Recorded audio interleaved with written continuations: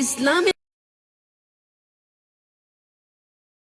জ্ঞানে জ্ঞানী হয়ে আমার জীবন সত্যের সন্ধানে ও প্রতিভার বীজ বপন ওহির আদেশ মেনে জ্ঞানের আহরণে পিএইচপি সত্যে সন্ধানে ওহির আদেশ মেনে জ্ঞানের আহরণে পিএইচপি সত্যে আসসালামু আলাইকুম ওয়া রাহমাতুল্লাহি ওয়া বারাকাতুহু নাহমাদুহু ওয়া নুসাল্লি ওয়া নুসাল্লিমু আলা রাসূলিহিল কারীম আম্মা বাদ।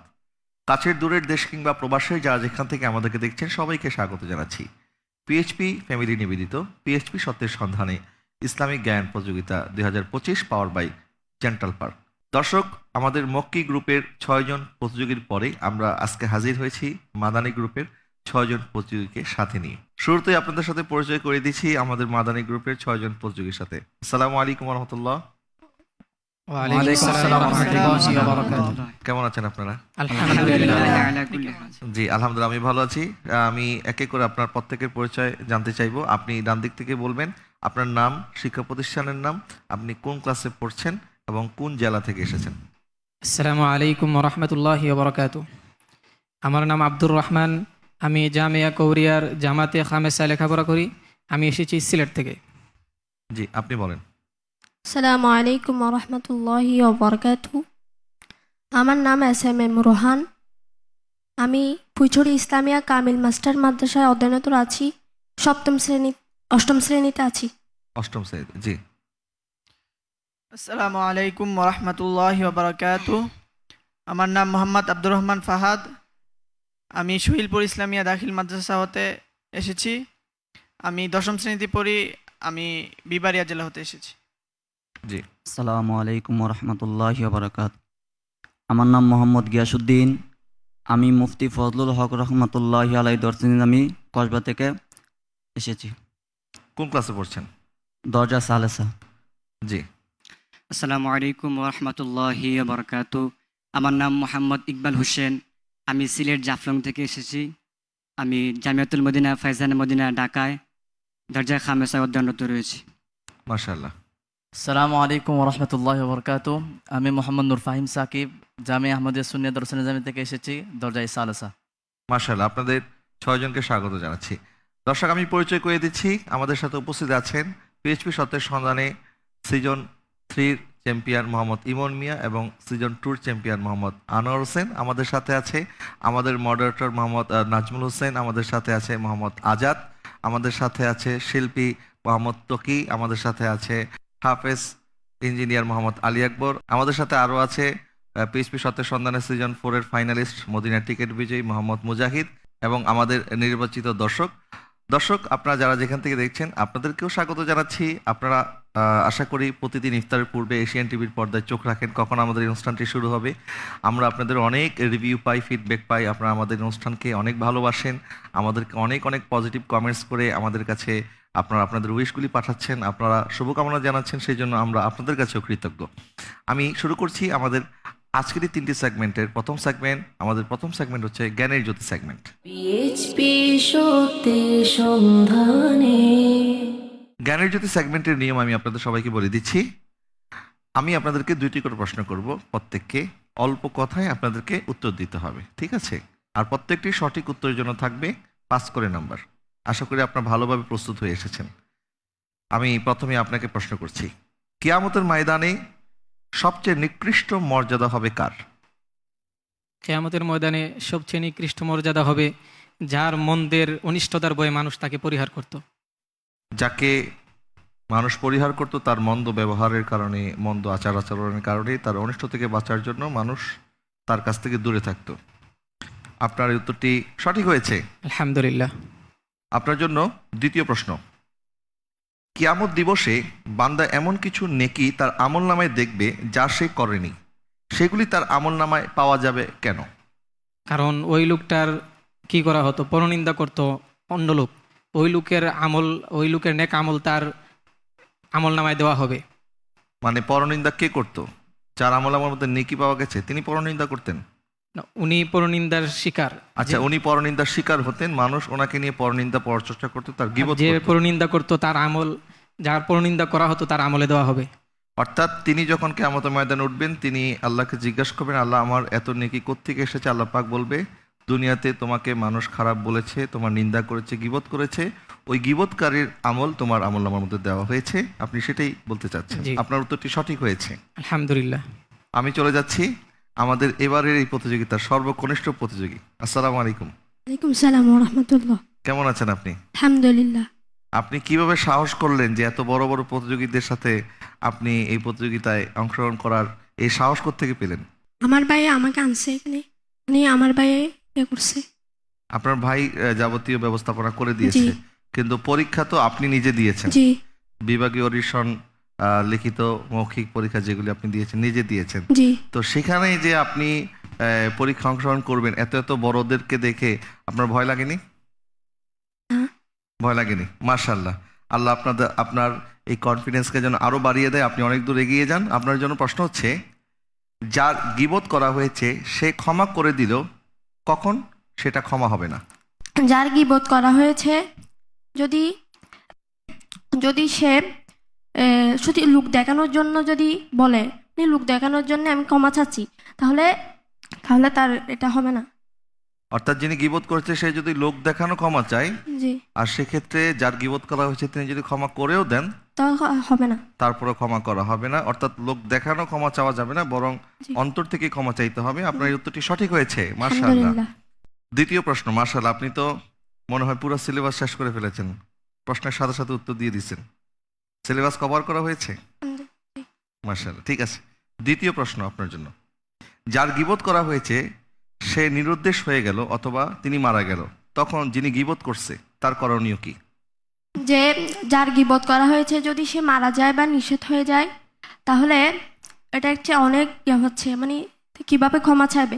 তাহলে ক্ষমা চাওয়ার হচ্ছে তার থেকে বেশি আমল করতে হবে। মানে যদি তাকে, যার গীবত করা হয়েছে তাকে যদি আমল দেওয়া হয়, যদি কিয়ামতের দিন তার আমল যদি আমল দেওয়া হয়, তাহলে যদি কিয়ামতের দিন তার আমল নিজের থেকে তাকে মানে কম কম না হয় মতো। অর্থাৎ এমন পরিমাণ তাকে আমল করতে হবে যেন কিয়ামতের ময়দানে যার গীবত করা হয়েছিল সে যদি তার আমলনামা নিয়েও যায়, তারপরও যেন তার আমলনামায় আমল অবশিষ্ট থাকে। জি। আপনি সেটাই বলতে চাচ্ছেন, কিন্তু আপনি খুব নার্ভাস মনে হচ্ছে। আসলে নার্ভাস হওয়াটাই স্বাভাবিক, এত এত বড়দের সাথে আপনি প্রতিযোগিতায় অংশ নিচ্ছেন, তারপরও যে আপনি সাহস করে বলতে পারছেন, এটাও আমি অবাক হচ্ছি যে আপনি কিভাবে এত সাহস করে বলতে পারছেন। মাশাআল্লাহ, আপনার উত্তরটি সঠিক হয়েছে। আলহামদুলিল্লাহ। পরবর্তী প্রতিযোগী, আপনার জন্য প্রশ্ন হচ্ছে, কারো প্রশংসায় অতিরঞ্জন করলে নবীজি সাল্লাল্লাহু আলাইহি ওয়াসাল্লাম এই বিষয়ে কি বলেছেন? কারো প্রশংসায় অতিরঞ্জিত হলে নবী করিম সাল্লাল্লাহু আলাইহি ওয়াসাল্লাম বলেছেন যে তার জন্য এটি খুব দুঃখজনক বিষয়। তার জন্য এটি দুঃখজনক বিষয়। দুঃখজনক বিষয়। নবীজি সাল্লাল্লাহু আলাইহি ওয়াসাল্লাম ইরশাদ করেছেন, তুমি তাকে বিনাশ করে দিয়েছো, তার পিঠ ভেঙে দিয়েছো। জি। কিন্তু আপনি এক্সাক্ট শব্দটা বলতে পারেননি। যদিও আপনি বলতে পারেন যে বিনাশ বা পিঠ ভেঙে দেওয়া এটা দুঃখের বিষয়, কিন্তু আমরা আপনার কাছ থেকে যে উত্তরটি আশা করেছিলাম আপনি সেটি বলতে পারেননি, বিদায় আপনার উত্তরটি সঠিক হয়নি। আপনার জন্য দ্বিতীয় প্রশ্ন হচ্ছে, কোন ব্যক্তির প্রশংসা করলে আল্লাহর আরশ কেঁপে ওঠে?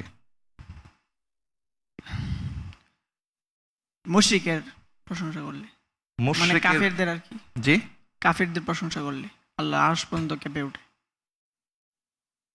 কাফেরদের প্রশংসা করলে আল্লাহর আরশ কেঁপে ওঠে সেটি নয়, বরং ফাসেক, অন্যায়কারীর প্রশংসা যখন করা হয়, যে অন্যায় করে, অন্যায়ের পক্ষে কেউ যদি গিয়ে ওই অন্যায়কারীর পক্ষে সাফাই গায় বা তার প্রশংসা করে, তখন আল্লাহ সুবহানাহু ওয়া তাআলা অসন্তুষ্ট হন এবং আল্লাহর আরশ কেঁপে ওঠে। সুতরাং আমাদের দর্শক শ্রোতা, আমরা যারা শুনছি, আমাদেরও এই বিষয়টা খেয়াল রাখা উচিত। আমরা প্রশংসার ক্ষেত্রে যারা আমরা অতিরঞ্জন না করি, বাড়াবাড়ি না করি, বরং সামনাসামনি প্রশংসা করার চেয়ে পিছন থেকে তার জন্য দোয়া করাটাই উত্তম, এবং সেটি নবীজি সাল্লাল্লাহু আলাইহি ওয়াসাল্লাম আমাদেরকে নির্দেশ দিয়েছেন। এবং ফাসিক, অন্যায়কারীর ব্যক্তির প্রশংসা কখনোই করা যাবে না এই কারণে, কারণ যখন ফাসিক বা অন্যায়কারীরা অন্যায় করার পরেও তারা প্রশংসিত হবে, মানুষের বাহবা পাবে, তখন সে অন্যায় করার জন্য আরও উৎসাহিত হবে এবং সে ড্যাম কেয়ার হয়ে যাবে। তখন সে কিছুই মনে করবে না, সে ভাববে যে আমি যা কিছুই করি না কেন মানুষ তো আমার প্রশংসা করছে, আমার গুণগান গাইছে। সুতরাং ওই ফাসিক ব্যক্তি যেন অন্যায় করতে উৎসাহিত না হয়, সেই জন্য কখনোই তার প্রশংসা করা যাবে না, বরং তখনও তাকে সতর্ক করতে হবে এবং তাকে নসিহা করতে হবে যেন সে অন্যায় থেকে ফিরে আসে। চলে যাচ্ছি আমাদের পরবর্তী প্রতিযোগীর কাছে। আপনার জন্য প্রশ্ন হচ্ছে, মানুষের কোন দুইটি জিনিস তাকে জান্নাতে নিবে এবং কোন দুইটি জিনিস তাকে জাহান্নামে নিয়ে যাবে? মানুষের যে দুটি কাজ মানুষকে জান্নাতে নিয়ে যাবে সে দুটি হচ্ছে তাকওয়া এবং উত্তম চরিত্র। আর যে দুটি জিনিস তাকে জাহান্নামে নিয়ে যাবে সে দুটি হচ্ছে জুলুম এবং মানুষের দুইটি জিনিস তাকে জান্নাতে নিয়ে যাবে, তাকওয়া এবং উত্তম চরিত্র। উত্তম চরিত্র। আপনি সঠিক বলেছেন। আর দুইটি জিনিস তাকে জাহান্নামে নিয়ে যাবে, সেটি হচ্ছে দুইটি খালি গর্ত। একটি একটা হচ্ছে লজ্জাস্থান, একটা হচ্ছে মুখ এবং লজ্জাস্থান। আমি বলে দেওয়ার পর বললে হবে না, আপনি অর্ধেক বলেছেন, এই জন্য আপনাকে অর্ধেক নাম্বার অর্থাৎ 2.5 নাম্বার দেওয়া হচ্ছে। আলহামদুলিল্লাহ। দ্বিতীয় প্রশ্ন আপনার জন্য, কত পার্সেন্ট গুনাহ মুখ দ্বারা হয়ে থাকে? মুফতি আহমদ ইয়ার খান নাইমি রহমতুল্লাহি আলাই বলেন যে মানুষের গুনাহ মুখ দ্বারা 95% গুনাহ হয়ে থাকে আর 5% গুনাহ অন্য অঙ্গ প্রত্যঙ্গ দ্বারা হয়ে থাকে। দর্শক, আমরা এই উত্তর থেকে জানতে পারলাম আমাদের অধিকাংশ গুনাহ হয়ে থাকে আমাদের মুখের মাধ্যমে। নবীজি সাল্লাল্লাহু আলাইহি ওয়াসাল্লাম ইরশাদ করেছেন যে চুপ থেকেছে সে নাজাত পেয়েছে। হযরত লোকমান আলাইহিস সালাম ওনার সন্তানকে নসিহত করতে গিয়ে বলেছেন, সন্তান, আমি কখনো চুপ থাকার কারণে বিপদে পড়িনি, বরং আমি কথা বলার কারণে অধিকাংশ সময় বিপদে পড়েছি। সুতরাং আমাদের মুখের মাধ্যমে আমরা যে গুনাহগুলি করে থাকি, পরনিন্দা বলেন, গীবত বলেন, চুগলি বলেন, মিথ্যা কথা বলেন, কাউকে ছোট করে কথা বলেন, এই কথাগুলি মানুষের হক আমরা অনেক সময় এই জবানের মাধ্যমে নষ্ট করে থাকি, যার কারণে আল্লাহ সুবহানাহু ওয়া তাআলা জবান হেফাজতের কথা বলেছেন। নবীজি সাল্লাল্লাহু আলাইহি ওয়াসাল্লাম আমাদেরকে সতর্ক হয়ে কথা বলার কথা বলেছেন। আমাদের প্রতিযোগী যথার্থ উত্তর দিয়েছেন, আপনার উত্তরটি সঠিক হয়েছে। আলহামদুলিল্লাহ। চলে যাচ্ছি আমাদের পঞ্চম প্রতিযোগীর কাছে। আপনার জন্য প্রশ্ন হচ্ছে, রিয়াকারীর আলামত কয়টি ও কি কি?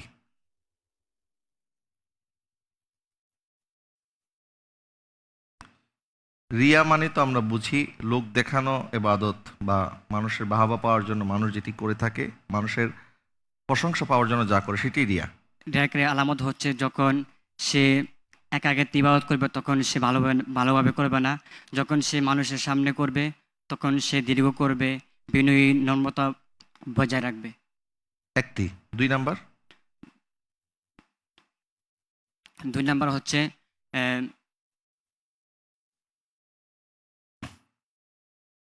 আপনি সঠিকভাবে বলেছেন প্রথমটি। রিয়াকারীর আলামত 3টি, এর মধ্যে 1 নাম্বার আপনি বলেছেন যে মানুষ যখন তার প্রশংসা সে আল্লাহ তাআলাকে ভয় করবে, সে আল্লাহ তাআলাকে ভয় করবে না, মানুষের সম্মানের জন্য সে বাহিরে ভালো কাজ করবে। এটি তো আপনি বলেছেন, আপনি যেটা বলছেন সেটা কাছাকাছি উত্তর হয়ে গেছে। অর্থাৎ সে একাকিত্বে যখন আমল করবে তখন অলসতা করবে, আর যখন মানুষের সামনে আমল করবে তখন সে একনিষ্ঠতার সাথে করবে। যখন সে একাকিত্বে থাকবে তখন আল্লাহ তাআলা নাফরমানি করবে, বাহিরে গেলে সে ভালো সাজবে। জি, আপনি তো সেটি প্রথমে 1 নম্বরে বলে দিয়েছেন, বাস এটা হয়ে গেছে। কিন্তু 2 নাম্বার এবং 3 নাম্বার আলামত এটি আপনি এখনো বলতে পারছেন না। 2 নাম্বার আলামত হচ্ছে প্রশংসা করলে আমল বাড়িয়ে দেবে আর মানুষ খারাপ বললে ইবাদত কমিয়ে দেবে। এটি হচ্ছে রিয়াকারীর আলামত। আপনার উত্তরের 3 ভাগের 1 ভাগ সঠিক বলে আমরা ধরে নিচ্ছি, এই জন্য আপনাকে 1.5 নাম্বার দেওয়া হচ্ছে। আপনার জন্য দ্বিতীয় প্রশ্ন, মানুষ সৎ কাজ করে আর লোকেরা তার প্রশংসা করে, এটা কি রিয়া হবে? নবী পাক সাল্লাল্লাহু আলাইহি ওয়াসাল্লামের কাছে এই বিষয়ে প্রশ্ন করা হলো, তখন নবী পাক সাল্লাল্লাহু আলাইহি ওয়াসাল্লাম ইরশাদ করলেন, এটা মুমিনের জন্য দূত, অর্থাৎ মুমিনের জন্য সুসংবাদ দুনিয়ার মধ্যে। মুমিনের জন্য এটি কি হবে? দূত, বুঝিনি। দূত অর্থাৎ সুসংবাদ। মুমিনের জন্য এটি একটি দ্রুত সুসংবাদ। জি। অর্থাৎ আল্লাহ সুবহানাহু ওয়া তাআলা কিয়ামতের ময়দানে তাকে তো এটার প্রতিদান দানই করবেন, পাশাপাশি দুনিয়ার মধ্যেও আল্লাহ সুবহানাহু ওয়া তাআলা তার কবুলিয়ত প্রকাশ করিয়ে দেন এবং মানুষ তার প্রশংসা করে। দর্শক, এর মাধ্যমে আমরা জানতে পারলাম ভালো কাজ করার পর, নেক আমল করার পর মানুষ যদি তার প্রশংসা করে সেক্ষেত্রে এটা রিয়া হবে না, কিন্তু ওই আমলকারীর অন্তরের মধ্যে যদি মানুষের বাহবা পাওয়ার আকাঙ্ক্ষা থাকে বা ইচ্ছা থাকে তাহলে কিন্তু এটা রিয়া হয়ে যাবে। এবং যারা দুনিয়াতে ভালো কাজ করে প্রশংসিত হচ্ছেন, নবীজি সাল্লাল্লাহু আলাইহি ওয়াসাল্লাম বলেছেন এটা তাদের জন্য সুসংবাদ, কারণ আল্লাহ পাক কিয়ামতের ময়দানে প্রতিদান দেওয়ার আগেই দুনিয়ার মধ্যে আল্লাহ পাক মানুষের অন্তরে তার জন্য মহাব্বত তৈরি করে দেয়। মাশাআল্লাহ, আপনি সঠিক উত্তর দিয়েছেন। আমরা চলে আলহামদুলিল্লাহ। যাচ্ছি পরবর্তী প্রতিযোগীর কাছে। আপনি গত বছরও আমাদের এই প্রতিযোগিতায় এসেছিলেন। জি, কয়বার আমাদের এই প্রতিযোগিতায় অংশগ্রহণ করলেন? 2 বারে সহ। এটা নিয়ে 2 বার। জি, আসলে দর্শক, আমরা আমাদের প্রতিযোগিতার নিয়মের মধ্যে রেখেছি আমাদের প্রতিযোগীরা সর্বোচ্চ 2 বার আমাদের এই প্রতিযোগিতায় অংশগ্রহণ করতে পারে, যার কারণে আমাদের এই প্রতিযোগী সহ আরও কয়েকজন প্রতিযোগী যারা ধাপে ধাপে আসবে ইনশাল্লাহ, যারা গত বছরও আমাদের সাথে এই টিভি রাউন্ডে ছিল, এই বছরও তারা আমাদের সাথে আছে। আশা করছি আপনি এবার ভালোভাবে প্রস্তুতি নিয়ে এসেছেন ইনশাআল্লাহ। এবং মদিনার টিকিট বিজয়ী হবেন সেই স্বপ্ন অবশ্যই আপনার অন্তরে আছে। আমি আপনাকে প্রশ্ন করছি, আপনার জন্য প্রথম প্রশ্ন। কোনো মুসলমানের প্রতি যদি বদ ধারণা তৈরি হয় তখন সে কি করবে? তখন ইস্তেগফার পড়বে। ইস্তেগফার। এছাড়া আর কি কোনো বিশেষ দোয়া আছে? আল্লাহুম্মা ইন্নী আউযু বিল্লাহি মিনাশ শাইতানির রাজিম পড়বে। আউযু বিল্লাহি মিনাশ শাইতানির রাজিম পড়বে।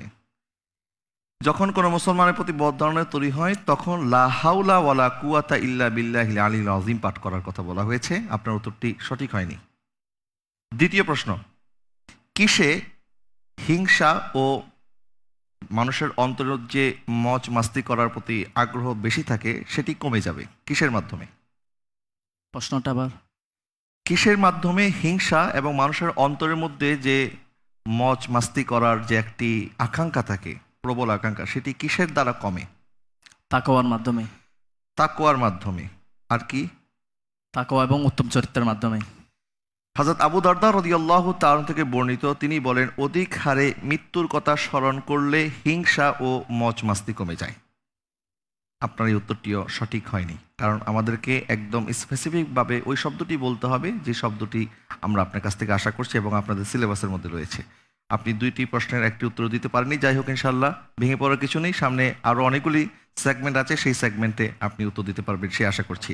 দর্শক, আমরা শেষ করলাম আমাদের জ্ঞানের জ্যোতি সেগমেন্ট। আমাদের আজকেরই মঞ্চে 6 জন প্রতিযোগী উপস্থিত আছেন। মাদানী গ্রুপের প্রথম রাউন্ড চলছে। আমরা পরবর্তী সেগমেন্ট এমসিকিউ সেগমেন্টটি শুরু করার আগেই আসুন একটি নাত রাসূল সাল্লাল্লাহু আলাইহি ওয়াসাল্লাম শুনে আসি। আর নাত রাসূল পরিবেশন করার জন্য মঞ্চে আসছে মোহাম্মদ আহমদুল্লাহ তকি।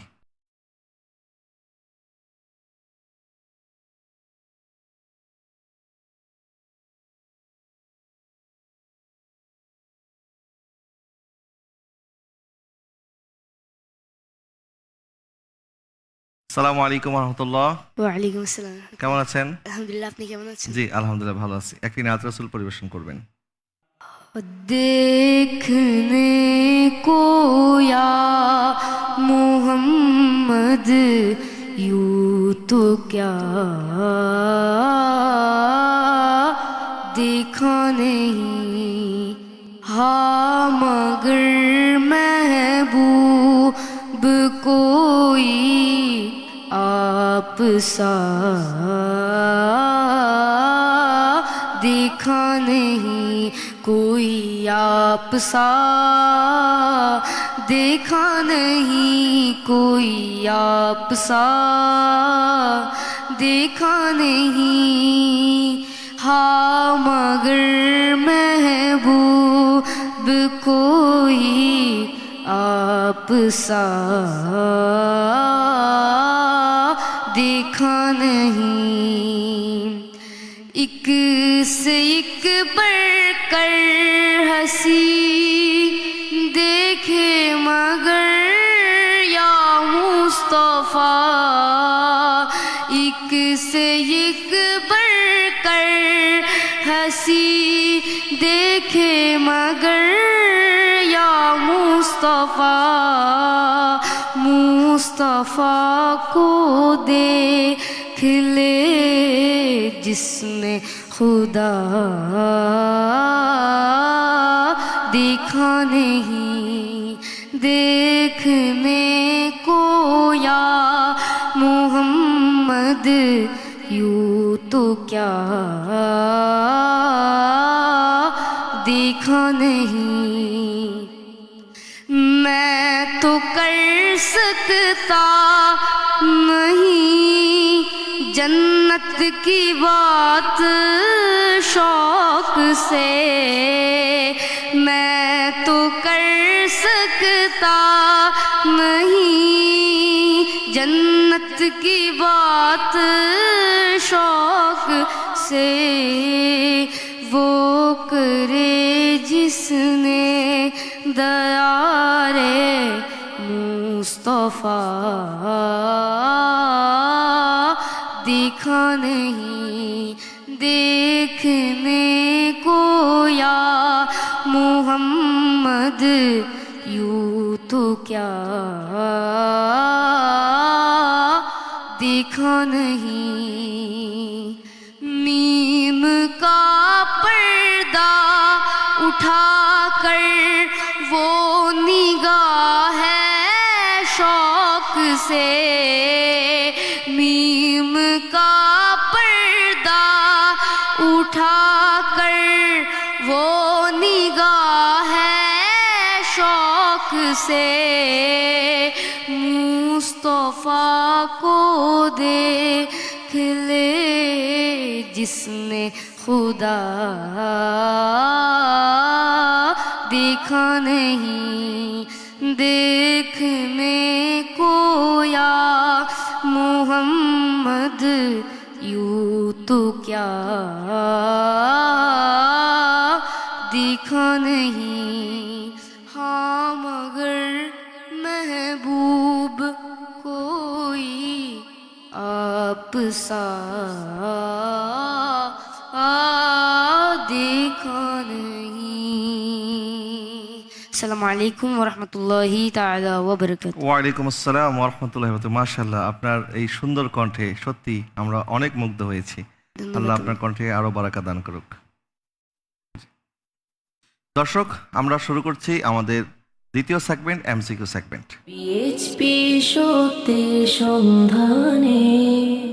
এমসিকিউ সেগমেন্টের নিয়ম আমি আপনাদেরকে বলে দিচ্ছি। আপনাদেরকে প্রশ্নের সাথে সাথে 4টি করে অপশন বলে দেব। প্রত্যেকের জন্য 1টি করে প্রশ্ন থাকবে। প্রশ্ন করার সাথে সাথে কাউন্টডাউন শুরু হয়ে যাবে। 45 সেকেন্ড সময়ের মধ্যে আপনাদেরকে সঠিক উত্তরটি বলতে হবে। প্রত্যেকটি সঠিক উত্তরের জন্য থাকবে 5 করে নাম্বার, ঠিক আছে? প্রথম প্রতিযোগী, আপনার জন্য প্রথম প্রশ্ন। প্রথমে কোন সাহাবী স্বপ্নে শরী আজানের শব্দাবলী শুনতে পান? অপশন 1 আবু বকর সিদ্দিক রাদিয়াল্লাহু তাআলা আনহু, অপশন 2 হযরত ওমর রাদিয়াল্লাহু তাআলা আনহু, অপশন 3 হযরত আব্দুল্লাহ ইবনে যায়েদ রাদিয়াল্লাহু তাআলা আনহু, অপশন 4 হযরত ওসমান রাদিয়াল্লাহু তাআলা আনহু। প্রথম কোন সাহাবী স্বপ্নে শরী আজানের শব্দাবলী শুনেন? আপনার সময় চলছে।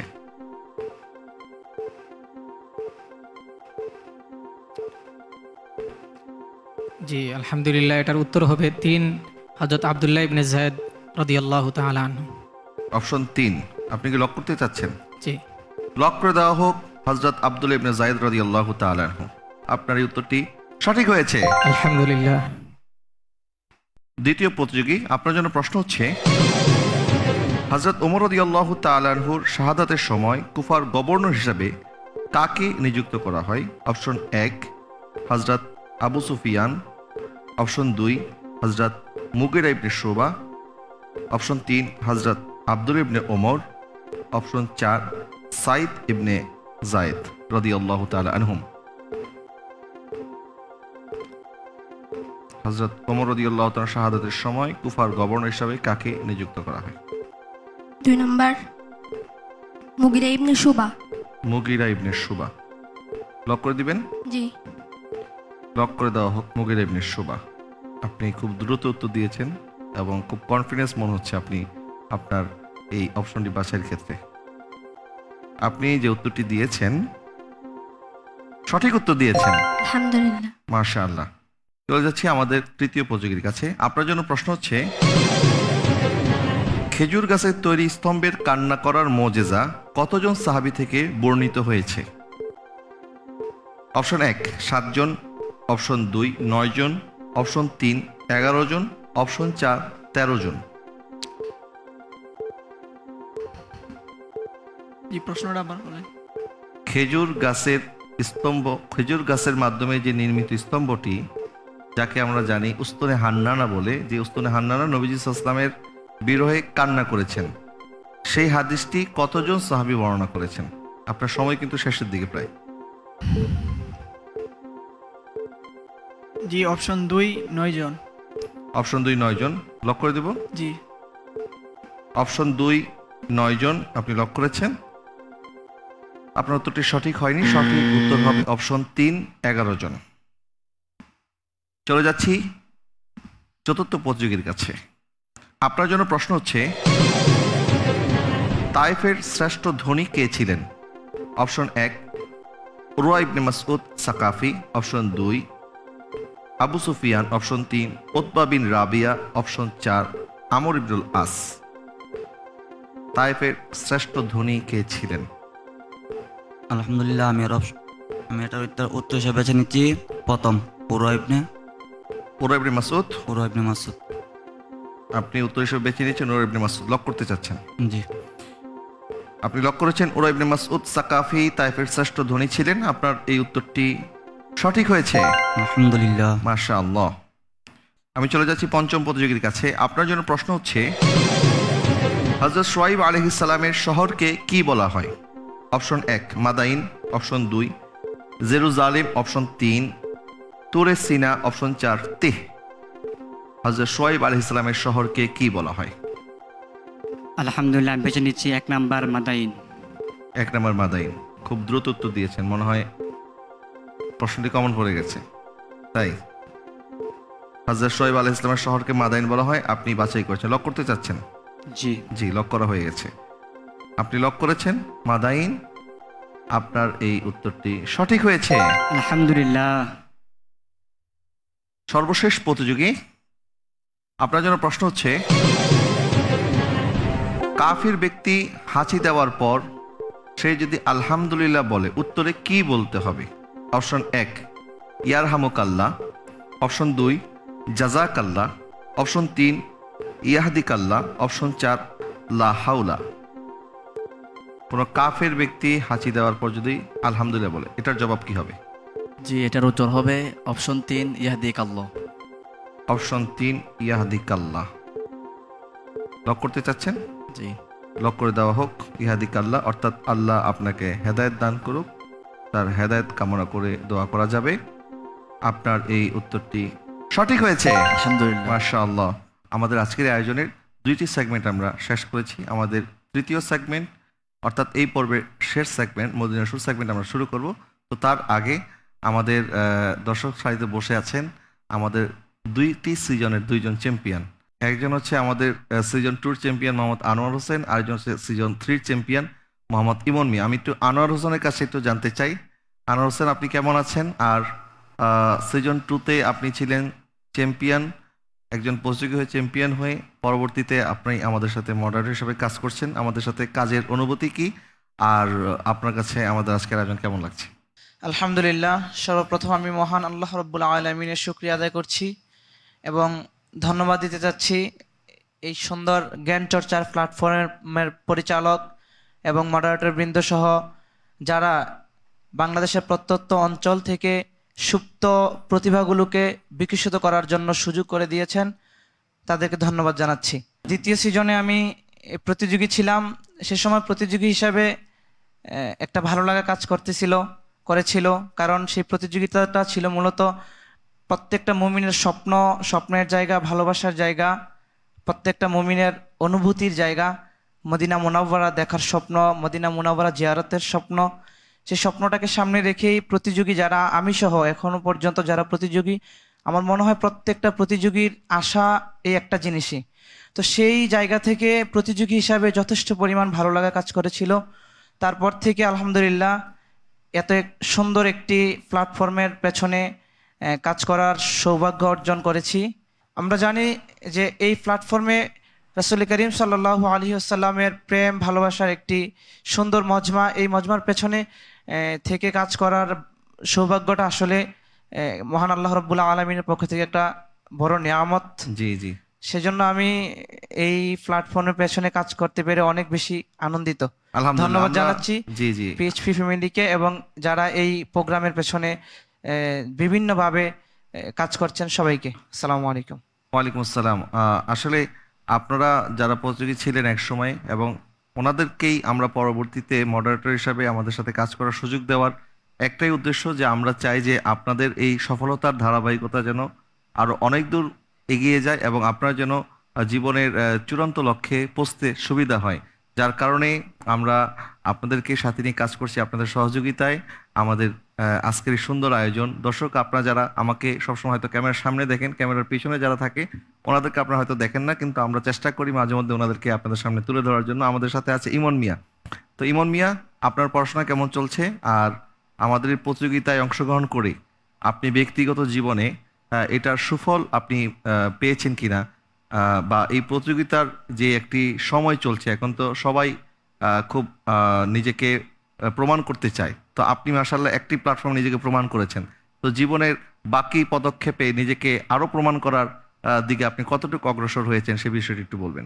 আসসালামু আলাইকুম রহমতুল্লাহি ওবরাকাতুহু। আলহামদুলিল্লাহি রব্বিল আলামিন ওয়াসসালাতু ওয়াসসালামু আলা সাইয়্যিদিল আমবিয়া ওয়াল মুরসালিন, আম্মা বাদ। আলহামদুলিল্লাহ, আল্লাহ পাক রব্বুল আলামিনের কাছে অসংখ্য শুকরিয়া।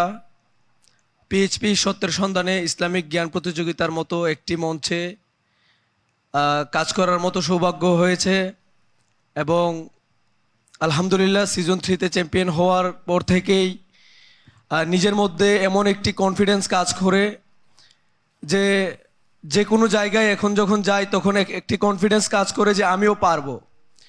যখন আমি পিএইচপি সত্যের সন্ধানে সিজন 3-তে অংশগ্রহণ করার পরে আমার মধ্যে এতটা কনফিডেন্স ছিল না যে আমি চ্যাম্পিয়ন হতে পারবো। চ্যাম্পিয়ন হওয়ার মতো এতটা কনফিডেন্সও আমার ছিল না। তো আল্লাহ পাক এবং রসুল পাক সাল্লাল্লাহু আলাইহি সাল্লামের উপর ভরসা করে যখন আমি আমার সর্বোচ্চ চেষ্টা করেছি এবং চ্যাম্পিয়ন হয়েছি, তারপর থেকেই প্রত্যেকটি স্টেপে, প্রত্যেকটি পদক্ষেপে আমার একটি কনফিডেন্স কাজ করে যে আমি পারবো এরকম একটি কনফিডেন্স আমার ওই চ্যাম্পিয়ন হওয়ার পর থেকে একটা কনফিডেন্স তৈরি হয়ে গেছে। তো তারপর থেকে যে কোনো জায়গায় যাই, যে কোনো মঞ্চে যে কোনো পদক্ষেপ আমি নেই, তো আমার একটাই কনফিডেন্স থাকে যে আমিও পারবো ইনশাল্লাহ। তো সেই জায়গা থেকে ওই পিএইচপি সত্যের সন্ধানের প্ল্যাটফর্মটা ছিল আমার প্রতিভা বিকাশের একটি মঞ্চ, এবং প্রত্যেকেরই এই প্ল্যাটফর্মটা হচ্ছে প্রতিভা বিকাশের একটি মঞ্চ। বাংলাদেশের প্রত্যন্ত অঞ্চল থেকে উঠে আসা প্রতিভাগুলোকে এই মঞ্চের মধ্যে বিকশিত করা হয়, আর যারাই এখান থেকে চ্যাম্পিয়ন হয় বা এই মঞ্চে আসার পর থেকেই তাদের মধ্যে আলাদা একটা ইন্সপিরেশন জাগে যে আমিও লাইফে কিছু করতে পারবো, লাইফে আমার দ্বারা কিছু সম্ভব, তাদের মধ্যে এরকম কিছু কনফিডেন্স জাগে। তো সেই জায়গা থেকে আলহামদুলিল্লাহ আমি বলবো যে আমার পরবর্তী লাইফ লিড করার যে জায়গাগুলো, ওইগুলোতে আমার এই সত্যের সন্ধানের মাধ্যমে আমার ওই জায়গাগুলো সহজ হয়ে গেছে আলহামদুলিল্লাহ। আর পিএইচপি সত্যের সন্ধানে এবং পিএইচপি সত্যের সন্ধানের পিছনে যারা কাজ করতেছে এবং আপনাকে সহ সকলকে ধন্যবাদ জানাই। জি জি, আসসালামু আলাইকুম। আমরা আপনার এই জার্নিটা আমরা চাই যে আরো অনেক দূরে যাক, যেই পারবো বলে যেই আপনার ভিতরে আত্মবিশ্বাস, সেই কনফিডেন্স যেন অটুট থাকে, এবং আপনি অনেক দূর এগিয়ে যাওয়ার সেই প্রত্যয় নিয়ে কাজ করতে হবে। যে আমরা অনেক সময় যে একটি পর্বে আমরা যখন পেয়ে যাই, তখন আবার অনেকের ভিতরে দেখা যায় যে অলসতা কাজ করে বা তারা অনেক দূর আগাতে পারে না। কিন্তু আমরা যদি আমাদের গোল ডেস্টিনেশনটা ঠিক করি যে আমাদেরকে বহু দূরে এগিয়ে যেতে হবে, সেক্ষেত্রে এটি আপনার জন্য একটি হয়তো সুযোগ তৈরি হয়েছিল, যে সুযোগটি আপনি কাজে লাগিয়েছেন, এবং জীবনের প্রত্যেকটা সুযোগ কিভাবে আমাদেরকে কাজে লাগাতে হবে।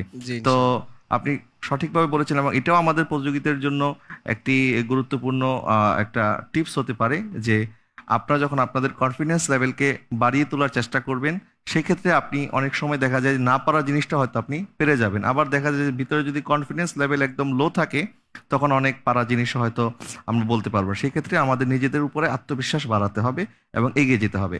আমাদের সাথে কাজ করছে মোহাম্মদ আজাদ চৌধুরী, আমাদের সিজন 2 থেকে আমাদের সাথে মডারেটর হিসেবে আছে। আজাদ চৌধুরী, আপনি কেমন আছেন, আর আমাদের সাথে কাজ করার অভিজ্ঞতা কি আপনার, সেটা যদি একটু দর্শকদের জন্য বলেন।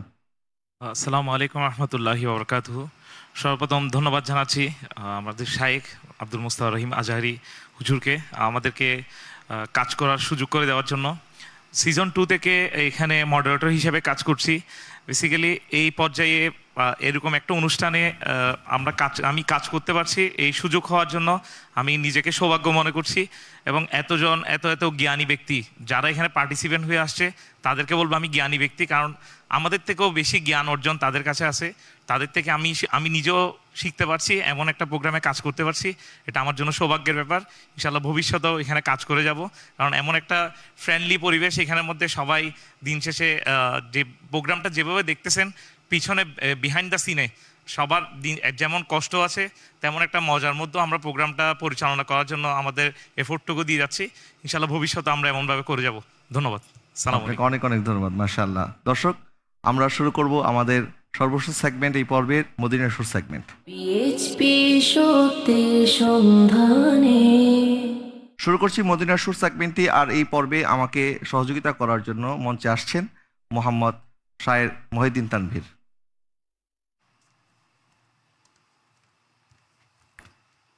আসসালামু আলাইকুম ওয়া রাহমাতুল্লাহ। ওয়ালাইকুম আসসালাম, কেমন আছেন? আলহামদুলিল্লাহ, আপনি ভালো আছেন? জি আলহামদুলিল্লাহ। এই পর্বে আমাকে সহযোগিতা করতে হবে ইনশাআল্লাহ। আমাদের এই সেগমেন্টটি নিয়ম বলে দিচ্ছি। আপনাদেরকে সুর শোনানো হবে, প্রত্যেককে একটি একটি করে। ওই সুর শুনে বলতে হবে এটি কোন হামদ, নাত বা গজলের সুর। প্রথম 2 লাইন বলতে পারলে পরিপূর্ণ 5 নাম্বার পেয়ে যাবেন, ঠিক আছে? আমি শুরু করছি আমার ডান দিক থেকে। আপনার জন্য একটি সুর শোনানো হচ্ছে।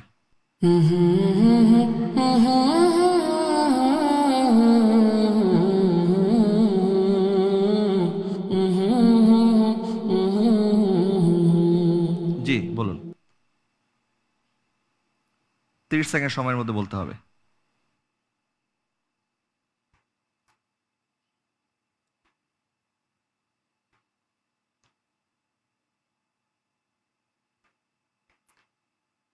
সময় কিন্তু চলছে। একটি বাংলা নাত রাসূল। আমি তোমার প্রেমের ভিখারি ইয়া রাসূলুল্লাহ, আমি তোমার প্রেমের ভিখারি ইয়া রাসূলুল্লাহ, ইয়া হাবিবাল্লাহ, আমি তোমার প্রেমের ভিখারি। আমি তোমার প্রেমের ভিখারি ইয়া রাসূলুল্লাহ, আমি তোমার প্রেমের ভিখারি। চলে যাচ্ছি আমাদের দ্বিতীয় উপযোগীর কাছে। আপনার জন্য একটি সুর শোনানো হচ্ছে।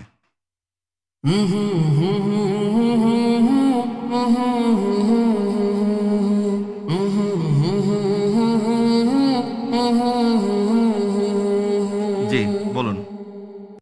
আমি মদিনার পাগল, আমি নবীজির পাগল,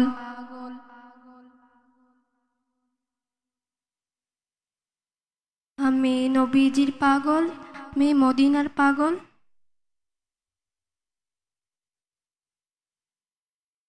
মদিনার দুলবালি মোর নয়নের কাজল। মদিনারে দুলবালি মোর, মদিনারে দুলবালি মোর নয়নের কাজল, আমি নবীজির পাগল, আমি মদিনার পাগল, আমি নবীজির পাগল, আমি মদিনার পাগল।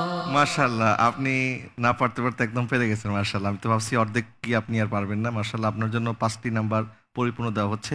চলে যাচ্ছি পরবর্তী উপযোগীর কাছে। আপনার জন্য একটি সুর শোনানো হচ্ছে।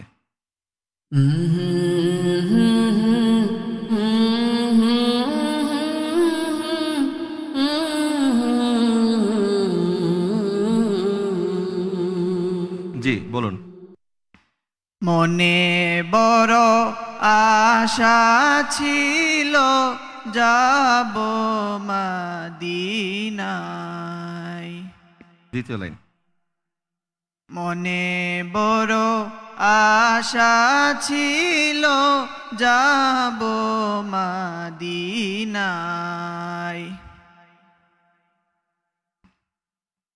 আমরা প্রথম লাইনটি শুনলাম আপনার কাছ থেকে, দ্বিতীয় লাইনটি আপনি বলতে পারছেন না। দ্বিতীয় লাইনটি মহিউদ্দিন তানভীর আপনি বলে দিন। সালাম আমি করিব গিয়ে, সালাম আমি করিব গিয়ে নবীজির রোজায়,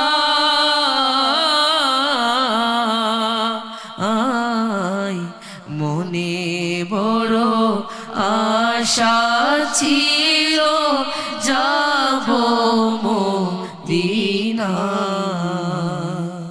জি, আপনি অর্ধেক বলেছেন, এজন্য আপনাকে 2.5 নাম্বার দেওয়া হচ্ছে। পরবর্তী প্রতিযোগী আপনার জন্য একটি সুর শোনানো হচ্ছে।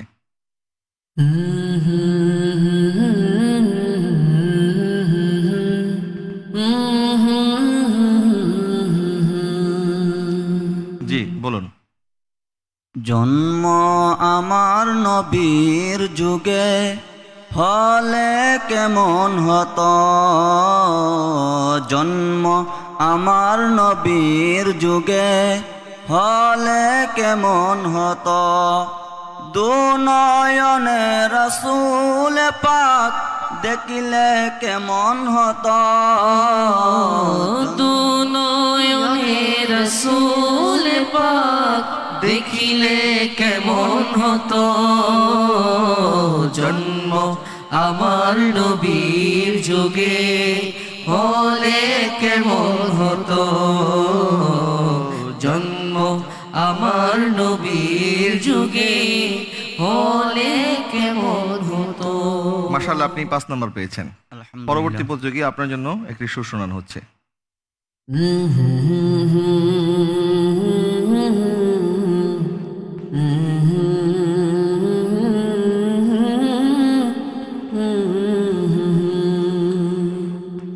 জি বলুন।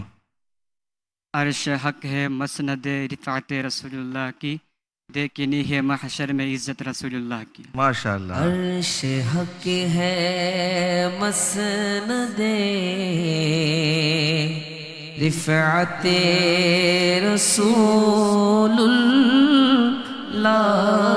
की, देखनी है हशर में इज्जत रसूलुल्लाह की। अर्श हक है मसनद रिफात रसूलुल्लाह की, देखनी है हशर में इज्जत रसूलुल्लाह की। আপনার উত্তরটি সঠিক হয়েছে, আলহামদুলিল্লাহ। সর্বশেষ প্রতিযোগী আপনার জন্য একটি টিউন শোনানো হচ্ছে।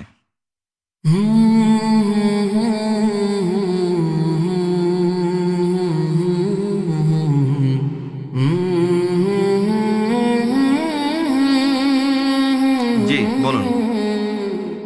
हाल दिल किसको सुनाए, आपके होते हुए क्यों किसी के दर पे जाए, आपके होते हुए हाल दिल किसको सुनाए, आपके होते हुए क्यों किसी के दर पे जाए, आपके होते हुए। মাশাআল্লাহ, আপনার উত্তরটিও সঠিক হয়েছে। আলহামদুলিল্লাহ। ধন্যবাদ মহিউদ্দিন তানভীর আমাদেরকে সময় দেওয়ার জন্য। দর্শক, আমি জানিয়ে দিচ্ছি আমাদের আজকের এই প্রতিযোগিতার ফলাফল। দর্শক, আমাদের আজকের এই পর্বে আব্দুর রহমান পেয়েছে 15 নম্বর, SMM রোহান পেয়েছে 20 নম্বর, আব্দুর রহমান ফাহাদ পেয়েছে 2.5 নম্বর, মোহাম্মদ গিয়াসউদ্দিন পেয়েছে 17.5 নম্বর, মোহাম্মদ ইকবাল হোসেন পেয়েছে 16.5 নম্বর, মোহাম্মদ নূর ফাহিম সাকিব পেয়েছে 10 নম্বর। আপনাদের হাতে আরও একটি সুযোগ রয়েছে, অর্থাৎ দ্বিতীয় রাউন্ডে আপনারা অংশগ্রহণ করতে পারবেন। এবং যারা এই আজকেরই পর্বে পিছিয়ে পড়েছেন, আপনারা চেষ্টা করবেন আগামী পর্বের যে 3টি সেগমেন্ট আছে সেই 3টি সেগমেন্টের জন্য আপনারা ভালো ফলাফল অর্জন করে আমাদের সাথে কোয়ার্টার ফাইনালে যেতে পারেন। দর্শক, আমরা শেষ করার পূর্বে আপনাদের জন্য আমাদের যে প্রশ্নটি রয়েছে সেটি জানিয়ে দিচ্ছি। আজকের দর্শকদের জন্য প্রশ্ন হচ্ছে, তাহাজ্জুদের নামাজ কখন পড়তে হয়? আপনার উত্তরটি দ্রুত লিখে আমাদের কাছে পাঠিয়ে দিতে পারেন। আমাদের ফেসবুক পেজ পিএইচপি সত্যের সন্ধানের আজকের যে পর্বটি লাইভ হচ্ছে সেই লাইভের কমেন্ট সেকশনে একটি ফর্ম আছে, সেই ফর্মের মধ্যে গিয়ে আপনারা আপনাদের উত্তরটি লিখে আমাদের কাছে দ্রুত পাঠিয়ে দিন। রাত 12টার মধ্যে যারা সঠিক উত্তর দিবেন তাদের মধ্যে লটারি করে যিনি বিজয়ী হবেন তার কাছে চলে যাবে আমাদের পক্ষ থেকে একটি উপহার।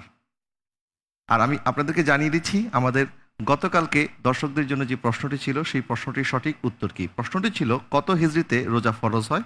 উত্তর হচ্ছে 2য় হিজরিতে। দর্শক, আপনাদের সাথে দেখা হচ্ছে আগামীকাল আমরা আবারও হাজির হব 6 জন নতুন প্রতিযোগীকে সাথে নিয়ে। আপনারা সে পর্যন্ত আমাদের সাথে থাকবেন। পিএইচপি সত্যের সন্ধান ইসলামিক জ্ঞান প্রতিযোগিতা 2025-এর আজকের পর্ব থেকে বিদায় নিচ্ছি। আসসালামু আলাইকুম ওরহমতুল্লাহি ওয়াবারাকাতুহু। আঁকড়ে ধরো ইসলামের শাখা প্রশাখা মনে প্রাণে, ওহিরা দেশ মেনে জ্ঞানের আহরণে পিএইচপি সত্যে সন্ধানে, ওহিরা দেশ মেনে জ্ঞানের আহরণে পিএইচপি সত্যে সন্ধানে।